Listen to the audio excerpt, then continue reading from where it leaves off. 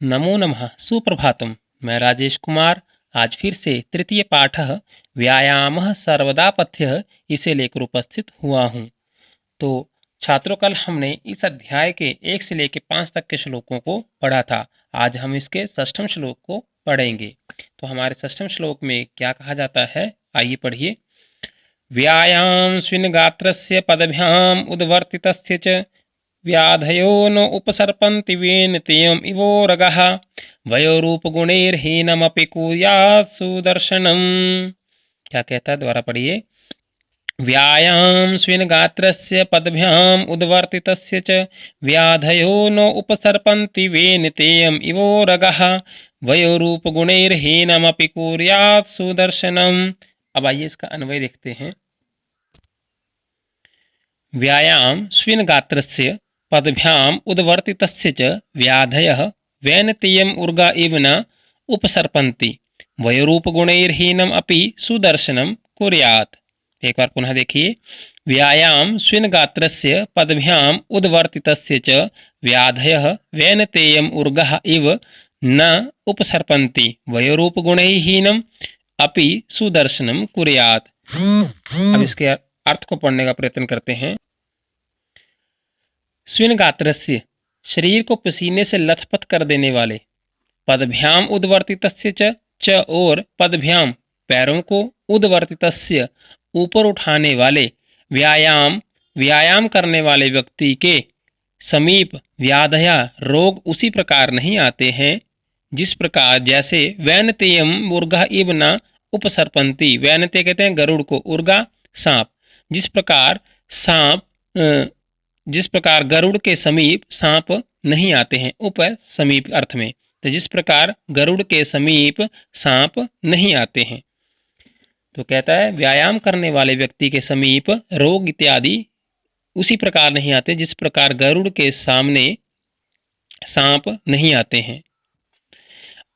अब उससे आगे कहता है वय रूप गुणहीनम अपि सुदर्शनम कुर्यात्। वह कहते हैं आयु को, रूप स्वरूप, गुणई गुणों के द्वारा या गुणों से, हीन अपि भी सुदर्शनम कुर्यात् सुंदर बना देता है या सौंदर्य रूप कर देता है। तो कहता है व्यायाम वयह आयु रूप गुणों से हीन व्यक्ति को भी सुदर्शनम कुर्यात् सुंदर बना देता है। शरीर पसीने से लथपथ कर देने वाले, पदभ्याम उद्वर्तितस्य च, और पैरों को ऊपर उठाने वाले, व्यायाम करने वाले व्यक्ति के समीप व्याधयः रोग उसी प्रकार नहीं आते हैं जिस प्रकार वैनतेयम उर्गा इव न उपसर्पन्ति, जिस प्रकार गरुड़ के समीप सांप नहीं आते हैं।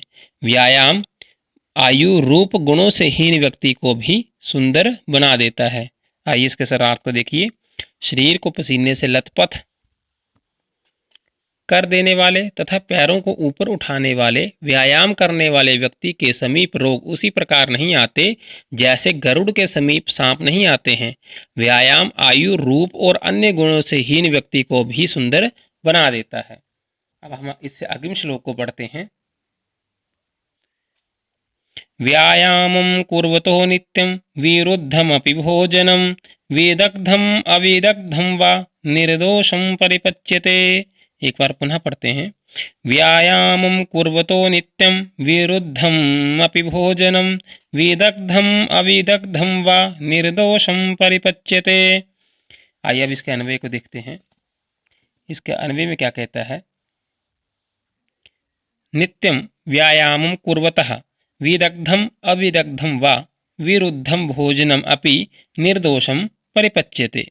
नित्यम नित्य व्यायाम कुर्वतः व्यायाम करने वाले व्यक्ति को, विदग्धम भली प्रकार पका हुआ, अविदग्धम वा होता अथवा अविदग्धम न पका हुआ, विरुद्धम विरुद्ध किसके, शरीर की प्रकृति के विपरीत या विरुद्ध शरीर की प्रकृति के विपरीत, भोजनम अपि भोजन भी, निर्दोषम बिना किसी दोष के, परिपच्यते पच जाता है।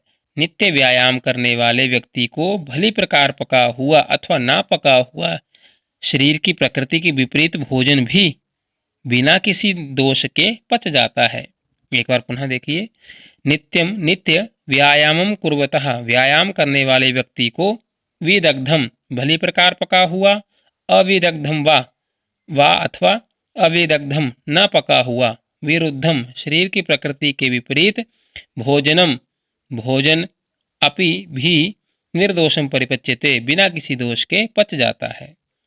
नित्य व्यायाम करने वाले व्यक्ति को भली प्रकार पका हुआ अथवा ना पका हुआ शरीर की प्रकृति के विपरीत भोजन भी बिना किसी दोष के पच जाता है, इसलिए हमें हमेशा ही व्यायाम करना चाहिए।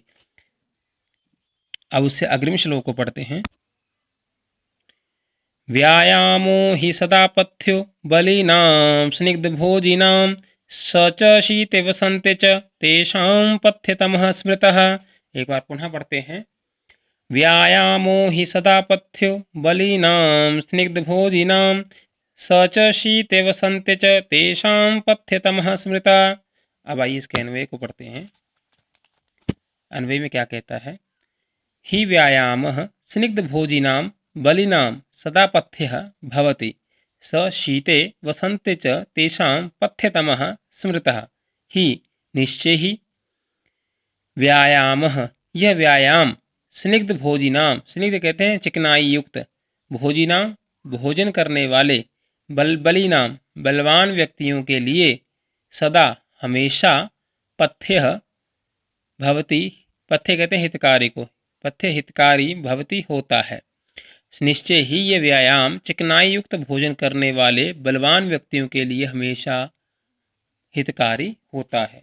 सत शीते वसंते च तेषां पथ्यतमः स्मृतः। सह परंतु सह वही व्यायाम शीते शीत ऋतु में, च वसंते और वसंत ऋतु में, तेषां उनके लिए, पथ्यतमः अधिक हितकारी, स्मृतः कहा गया है। तो क्या कहता है कि वही व्यायाम शीत ऋतु और वसंत ऋतु में उनके लिए अधिक लाभकारी या अधिक हितकारी कहा गया है। वो किस कारण से? क्योंकि जितने भी हम स्निग्ध अर्थात चिकनाई युक्त भोजन को खाते हैं, जिसमें वसा ज़्यादा होती है, चर्बी ज़्यादा होती है, जिसे खाने से उन भोजनों को खाने के बाद हमारे शरीर को व्यायाम की ज़रूरत होती है, जिससे कि जो वो वसा है वो पिघल सके, जिससे उसके जो शरीर को जो नुकसान है, जिससे जो फैट है वो शरीर को ना लगे और हमारा शरीर तंदुरुस्त रहे। तो वो जब वो वसा हम सर्दियों में हमारा भोजन उसी प्रकार से हम लेते रहते हैं, परंतु शीत ऋतु में और वसंत ऋतु में हमारा बाहर का जो टेम्परेचर है, वो वातावरण जो पर्यावरण का जो टेम्परेचर है वो कम होता है। तो उस कारण से जो हमारी वो वसा है वो जम जाती है। अब वसा को, उस चर्बी को पिघलाने के लिए हमें परिश्रम युक्त हमें ऐसे काम करने पड़ते हैं जिससे हमें पसीना ज़्यादा आए और हमारे शरीर में गर्मी ज़्यादा उत्पन्न हो, जिससे कि वो वसा पिघल सके और हमें हमारे शरीर से वो फैट बाहर निकल सके और उसके जो पोषक तत्व हैं वो हमें प्राप्त हो सकें। तो इसलिए जो वो व्यायाम है वो शीत ऋतु में और वसंत ऋतु में उनके लिए जो स्निग्ध भोजन ज़्यादा करते हैं, ऐसे बलवान व्यक्तियों के लिए ज़्यादा हितकारी होता है। तो आज के लिए बस इतना ही। धन्यवाद।